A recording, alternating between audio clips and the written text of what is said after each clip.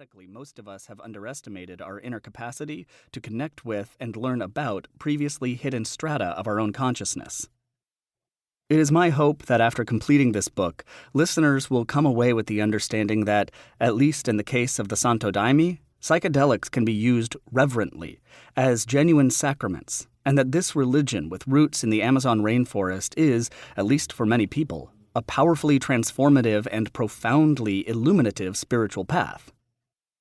I also hope that the name Liquid Light itself will evoke not only the light-infused liquid of the Daime, but also the shimmering light of spiritual insight that it can catalyze. Not your typical academic text.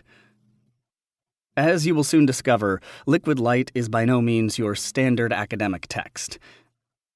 It does contain chapters that are crafted in overtly academic prose, especially the chapters in which I focus on the philosophical implication of mirasois, i.e., the visionary/mystical experiences catalyzed by the Daime, and mediumship, the conscious offering of one's body/mind as a vehicle for non-physical beings and/or energies to temporarily manifest themselves within a ritual context, as well as the chapters that focus on some of the central psychological, sociological, and ethical issues that emerge from an overtly religious use of psychedelics. Nonetheless, at other times I switch the voice of my writing to reflect the perspective of someone who is immersed in the tradition itself, resulting in chapters that sound much more like a travel log or a spiritual memoir than a traditional academic text. In this text, therefore, I consciously attempt to write in a way that is as pluralistic and multivocal as possible.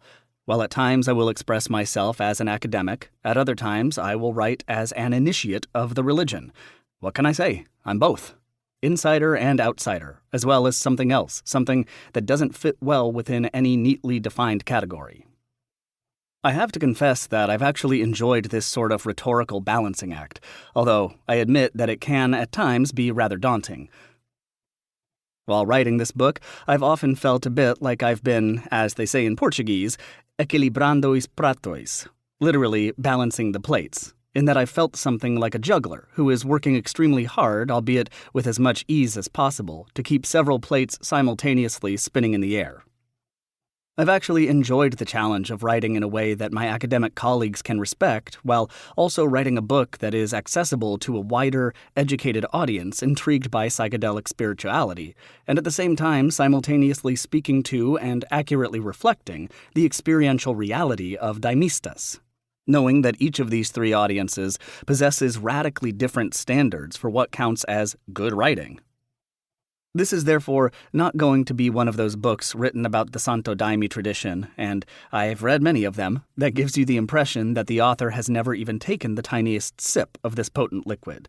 While the vast majority of scholarly accounts of the Santo Daime do a wonderful job of describing the ritual behavior and central beliefs of Daimistas, at times it can appear as though these accounts are so concerned with uncovering the economic, political, and cultural underpinnings of the Santo Daime tradition, which is what academics are, of course, trained to do, in a way that is objective or neutral, that any sense of the awe-inspiring magic that frequently emerges within a Santo Daime work, i.e. ritual, can be hard to find. It is my hope that at least some of the patina of that magic will shine in and through Liquid Light, especially during the first-person immersive depictions of what it feels like from within to be a Daimista. Hopefully, in and through this text, you will discover not only what it's like to be right in the middle of Santo Daime ceremonies, but also, perhaps more importantly, you will get a glimpse into what it feels like to be within the mind and body, and subtle body, more on that later, of a Daimista, what it feels like to be someone who is a regular and deeply committed practitioner of this relatively new religious tradition.